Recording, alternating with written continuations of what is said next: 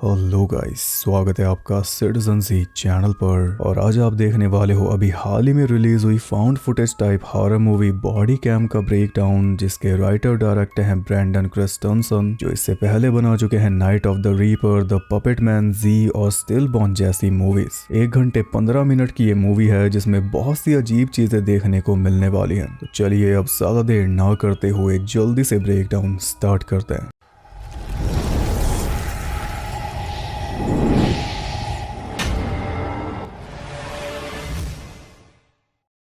Movie के start में हम 2 पुलिस ऑफिसर्स को देखते हैं जो कि नाइट पेट्रोलिंग पर निकले हुए थे, ऑफिसर जैक्सन और ऑफिसर ब्राइस। कंट्रोल रूम से उनके पास मैसेज आता है कि हेंडरसन एरिया के 1626 राइस से एक पॉसिबल डोमेस्टिक डिस्प्यूट रिपोर्ट हुआ है। वो हेंडरसन के आसपास ही थे, इसलिए इन्वेस्टिगेट करने चले गए। हेंडरसन एक हाईली डिस्टर्ब्ड एरिया है, वहाँ पे बहुत ज्यादा होमलेस लोग रहते हैं जो हर टाइम या तो नशे में सुन रहते हैं या फिर लड़ाई झगड़ों में। हेंडरसन शहर का वो कोना है जहाँ कोई भी जाना पसंद नहीं करता। वहाँ से कोई कॉल आती है तो पुलिस वाले पहले ही समझ जाते हैं कि किसी नशेड़ी ने ही कुछ किया होगा। जैसे कि ऑफिसर ब्राइस का कहना है किसी नशेड़ी ने अपने बच्चे को पीटा होगा, और क्या।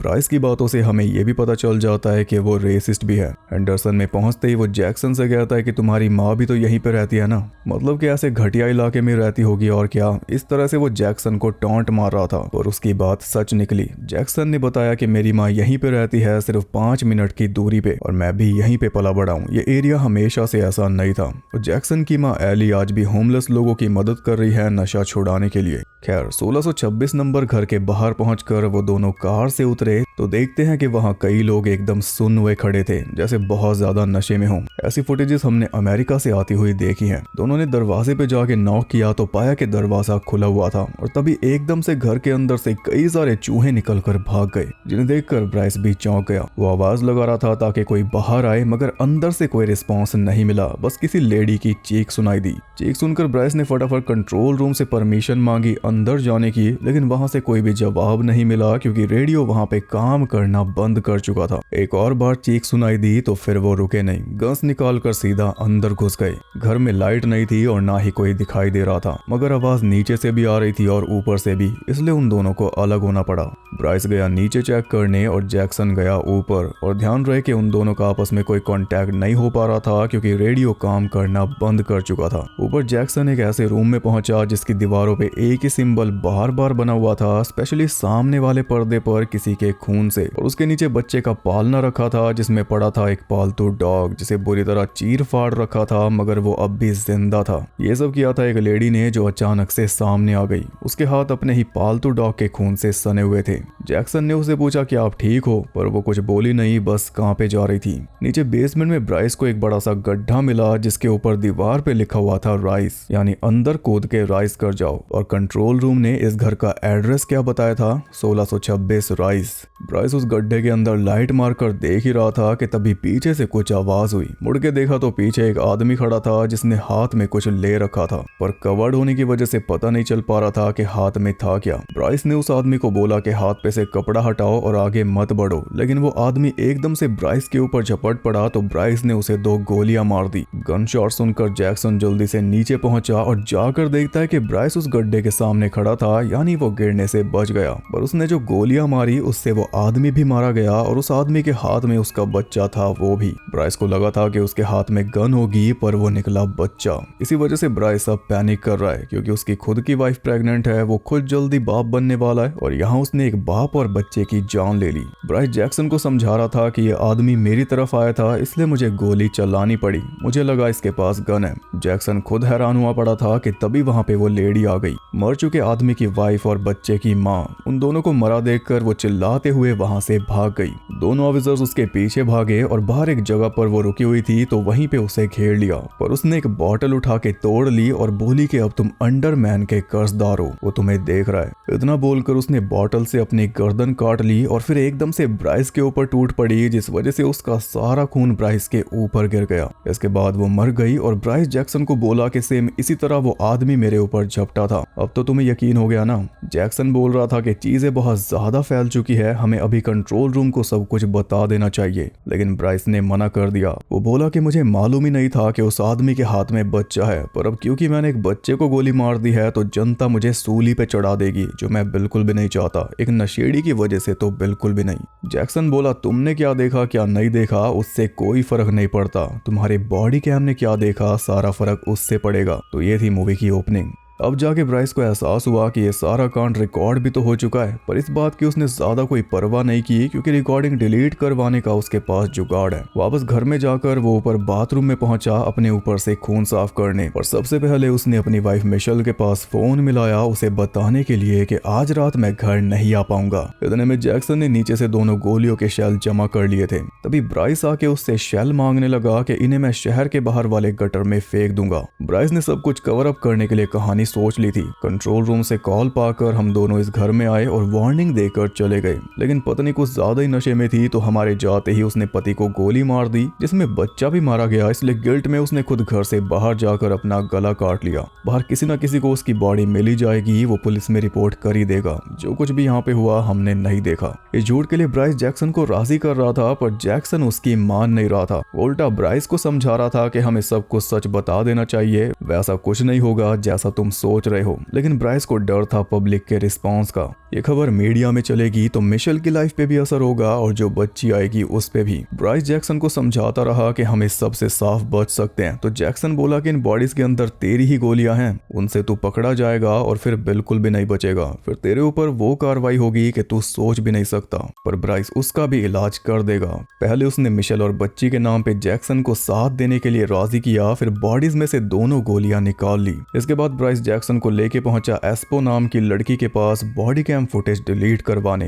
वैसे तो ये बॉडी कैम्स हाईली सिक्योर होते हैं, लेकिन पुलिस वालों के पास हर तरह के कॉन्टैक्ट्स मौजूद रहते हैं। दुकान के अंदर जाके चुपचाप सारा काम करवाना था, लेकिन ब्राइस दुकान के बाहर ही फ्रीज हो गया और उसका बॉडी कैम भी ग्लिच करने लगा। जैक्सन ने उसके सामने चुटकी बजाई, तब जाके वो होश में आया। फिर अंदर जाके ब्राइस ने एस्पो को अपना बॉडी कैम दिया और वो काम पे लग गई। लेकिन बीच में ही जैक्सन बोल पड़ा कि पहले मुझे देखना है वहां नीचे क्या हुआ था। एस्पो ने उसे फुटेज दिखाई, जिसे देखकर उसे यकीन हो गया कि ब्राइस कम से कम इस बारे में सच बोल रहा है। आदमी ही उसकी तरफ झपटा था, इसलिए उसने गोली चलाई। जैक्सन बोला कि इस फुटेज से तो तू बच सकता है, इसमें साफ दिख रहा है कि तूने क्या किया और क्यों किया। लेकिन ब्राइस को रिस्क लेना ही नहीं था। जब उसके पास इतने तरीके हैं तो वो वहां तक बात जाने ही नहीं देगा। पर दिक्कत ये हो गई कि आगे फुटेज में चल गया वो लेडी के मरने वाला सीन, और उसमें लेडी ने जैसे अंडरमैन का नाम लिया, एस्पो सारा तामझाम बंद करके वहां से निकल गई। उसने साफ मना कर दिया कि मैं तुम्हारी कोई मदद नहीं कर सकती, अब तुम उसके कर्जदार हो। इतना बोलकर वो चली गई। और तभी कंट्रोल रूम से कॉल आया कि हेंडरसन में एक लेडी की बॉडी मिलने की रिपोर्ट आई है जिसका गला कटा हुआ है, यानी वही लेडी।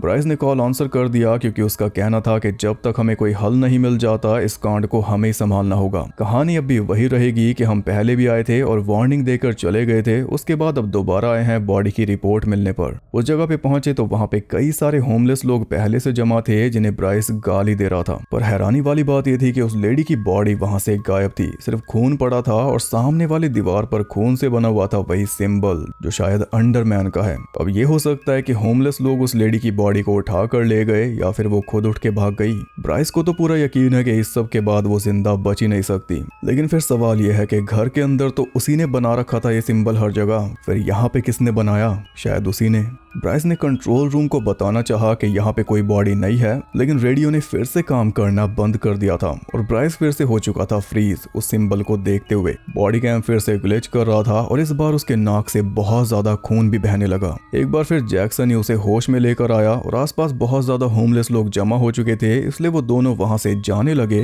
लेकिन वो लोग दीवार बन के सामने अड़ गए। वो यही बोल रहे थे कि तुमने हमसे कुछ छीन लिया, और उनमें सबसे आगे था टॉमी नाम का लड़का। ब्राइस की हालत खराब थी, उसे इलाज के लिए कहीं पे लेकर जाना था, इसलिए जैक्सन ने उन सब के बीच में से गाड़ी निकाल ली। हॉस्पिटल जा नहीं सकते क्योंकि फिर सब कुछ रिपोर्ट होगा, इसलिए जैक्सन ब्राइस को कहां लेकर गया? 5 मिनट दूर अपनी माँ के घर, जिस बारे में ब्राइस मजाक उड़ा रहा था। मदद के लिए उसे वहीं पे आना पड़ा। जैक्सन की माँ एली एक नर्स भी है और स्पिरिचुअल हीलर भी। वो कई फैमिलीज बचा चुकी है नशा छुड़वा कर। उसके घर में कुछ होमलेस लोगों का अब भी इलाज चल रहा था और वो लोग भी ब्राइस को यही बोल रहे थे कि तुमने कुछ छीन लिया। एली ब्राइस के साथ बैठ गई, उसकी प्रॉब्लम जानने के लिए, और पहले उसने शिकायत भी की कि जो काम मैं करती हूँ वो तुम लोगों को करना चाहिए, इन लोगों की मदद, लेकिन तुम उल्टा इन्हें डराते हो। इस बीच जैक्सन घर में टहलने लगा। तब हमें पता चला कि जैक्सन की एक छोटी बहन भी थी, निशा। वो भी बहुत ज्यादा होनहार थी और नशे के खिलाफ उसने भी मुहिम छेड़ी हुई थी। फिर एक दिन वो खुद नशे की वजह से मारी गई। घूमते हुए जैक्सन एक ऐसे रूम में जा पहुंचा जहाँ पे होमलेस लोगों का इलाज चल रहा था,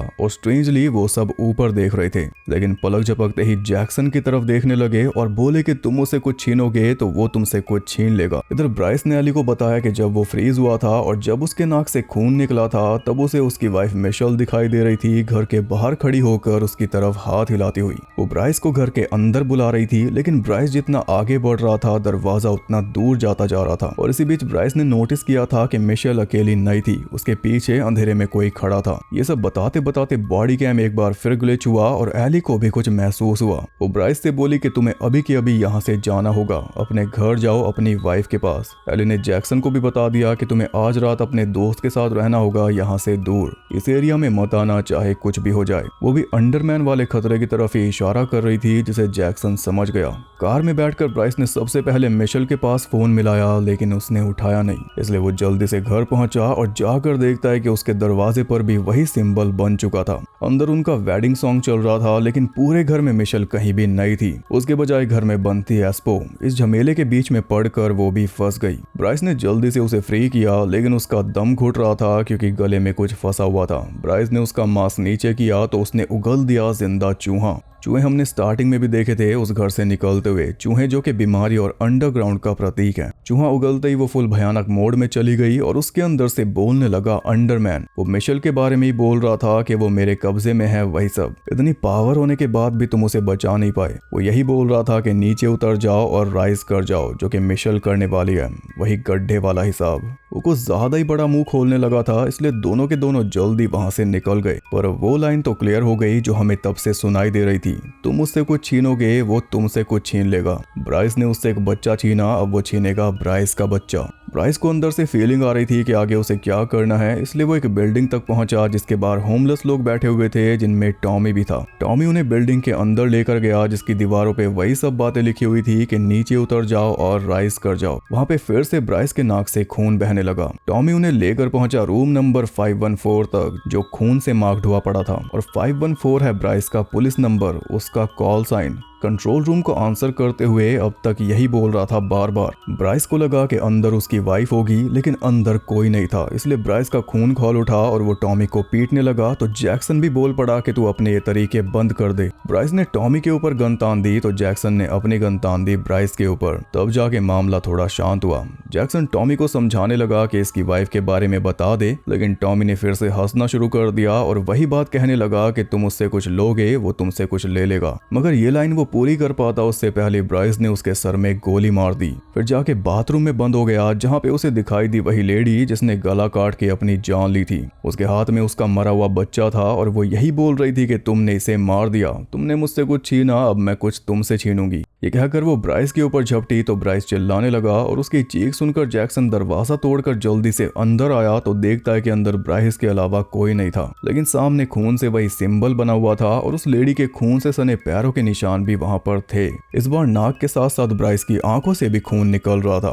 वो बोलने लगा कि मुझे मिशेल की आवाज सुनाई दे रही है छत से, वो उसे नुकसान पहुंचा रहे हैं। वो भागकर जल्दी से छत पे पहुंचा और बैठ के रोने लगा। बोल रहा था कि हमने आने में देर कर दी। वो जैसे मिशेल की लाश को हाथों में लेकर बैठा था, मगर जैक्सन को कुछ भी दिखाई नहीं दे रहा था, सिर्फ ब्राइस देख पा रहा था और उसका बॉडी कैम भी ग्लिच हुआ पड़ा था। ब्राइस का सब कुछ छिन गया, इसलिए जैक्सन के सामने ही खुद को गोली मार के वो छत से नीचे जा गिरा सीधा कार पर। लिटरली उसका सब कुछ छीन लिया। जैक्सन जल्दी से नीचे भागने लगा तो बीच में ही उसे टॉमी मिल गया, जिसके अंदर से बात कर रहा था अंडरमैन। वो बोल रहा था कि तेरी माँ वही प्रीस्टेस है जो मेरे रास्ते में आ रही है, उसे बता देना कि कईयों ने मुझे रोकने की कोशिश की मगर कोई नहीं रोक पाया। ये बोलकर वो फिर से डरावनी आवाजें निकालने लगा तो जैक्सन जल्दी से भागकर वहां से बाहर निकल गया, पर तब तक ब्राइस की बॉडी गायब हो चुकी थी। जैक्सन जल्दी से कार लेकर वहां से निकलना चाह रहा था, लेकिन कार स्टार्ट ही नहीं हुई। तब अपना बॉडी कैम सामने सामने रख के उसने अपना आखिरी मैसेज रिकॉर्ड कर दिया कि आज रात जो कुछ भी हमारे साथ हुआ सब कुछ इस बॉडी कैम में कैद है। वो मेरे दोस्त ब्राइस को भी ले गए, उसकी वाइफ को भी ले गए, और अगर आज रात मैं भी मारा गया तो समझ जाना कि मैंने खुद को नहीं मारा।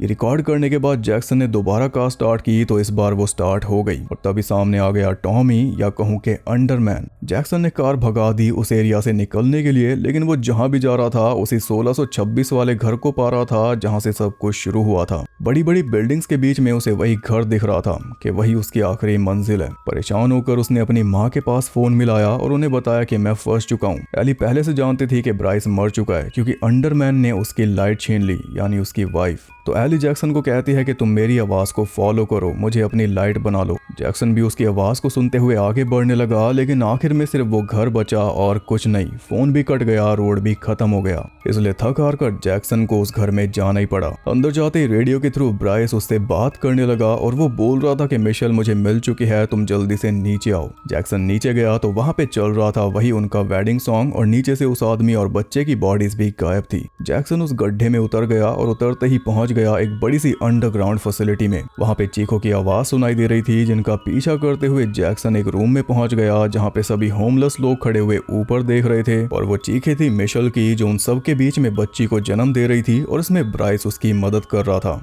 जैसी बच्ची पैदा हुई वहां पे अंधेरा छा गया और उस अंधेरे में प्रकट हो गया अंडरमैन। यहाँ पर पहली बार हम उसका असली रूप देख पाए, एक बहुत ही पावरफुल डीमन। जैक्सन ने उससे बच के भागने की कोशिश की तो उसने सामने कर दिया जैक्सन की बहन नीशा को। नीशा बोली कि हम एक फैमिली बन के रह सकते हैं, और सेम बात ब्राइस बोल रहा था, इसलिए जैक्सन ने हार मान ली। फिर अंडरमैन आया और जैक्सन को भी कब्जा कर ले गया। कुछ देर बाद एली दो पुलिस वालों को लेकर उस घर में पहुंची तो नीचे उन्हें जैक्सन मिला उस गड्ढे को घूरते हुए, और वो अंडरमैन के कब्जे में था। माँ के आते ही बेटी भी निकल के आ गई क्योंकि अब फैमिली को असल में पूरा करने का टाइम आ चुका था। एली ने भागने की कोशिश की मगर होमलेस लोगों ने कोई रास्ता नहीं छोड़ा। फिर गड्ढे से निकल कर आ गया अंडरमैन, जिसने एक एक करके दोनों ऑफिसर समेत एली को भी कब्जा लिया। तीनों को गड्ढे के अंदर ले गया और इसी के साथ ये मूवी हो गई खत्म।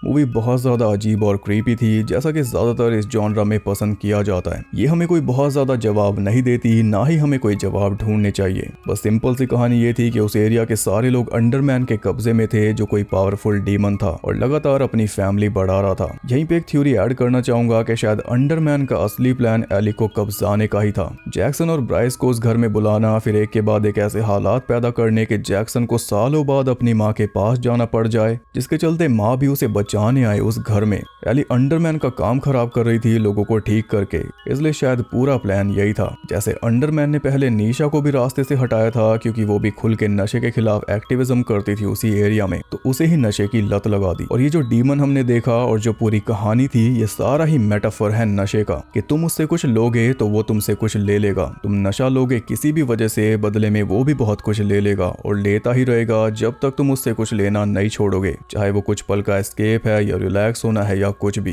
टाइम, पैसा, लाइफ, बहुत कुछ धीरे धीरे लेता रहेगा। यही इस मूवी का मेन थीम है। डीमन की जगह नशा कर दो, सारी मूवी आपको समझ आ जाएगी। और इसमें पुलिस के ऊपर भी तंज कसा गया है कि पुलिस वाले कैसे पहले किसी एरिया या किसी ग्रुप के बारे में राय बनाकर जाते हैं, जबकि उनका काम ये नहीं है, पर ये उनके काम को इन्फ्लुएंस जरूर करता है और अपनी पावर का यूज करके वो कोई भी सीन कैसे भी बदल देते हैं। बल्कि आपको बताऊं, न्यूयॉर्क में सच में एक ऐसा इंसिडेंट हुआ था जिसमें 2 पुलिस ऑफिसर्स ने 3 बच्चों की मां को बच्चों के सामने ही गोली मार दी थी, और वो सारा वाक्य उनके बॉडी कैम में कैप्चर हो गया था। उसी असली फुटेज की कई सारी लाइंस इस मूवी में बोली गई हैं। सुना है कि वो ऑफिसर्स इन्वेस्टिगेशन में कोऑपरेट नहीं कर रहे थे, इसके बाद भी उन ऑफिसर्स को प्रमोशन मिला। इस मूवी में भी यही दिखाया गया कि ब्राइस के पास बचने के कई रास्ते थे। फुटेज सारी रिकॉर्ड हो रही थी, वो जो बोल रहा था वो सब भी, फिर भी उसे फुटेज की कोई टेंशन थी ही नहीं। उसका काम तब खराब हुआ जब बात उसके खुद के घर पे आ गई। उसे लगा सिर्फ बॉडी कैम देख रहा है, लेकिन कोई और भी देख रहा था। तो आपका क्या कहना है इस मूवी के बारे में कमेंट करके बता सकते हो, या और कोई मूवी जो अभी हाल ही में आई है और आप चाहते हो कि उस पे वीडियो आए तो वो भी बता सकते हो। अगेन, बोन टेम्पल स्क्रीम 7 पे वीडियो आ रही है तो उनका नाम मत लेना। इनके अलावा और कोई आपकी नजर में है तो बता सकते हो। बाकी मैं आपसे मिलूंगा अगली वीडियो के साथ, तब तक के लिए सबको बाय।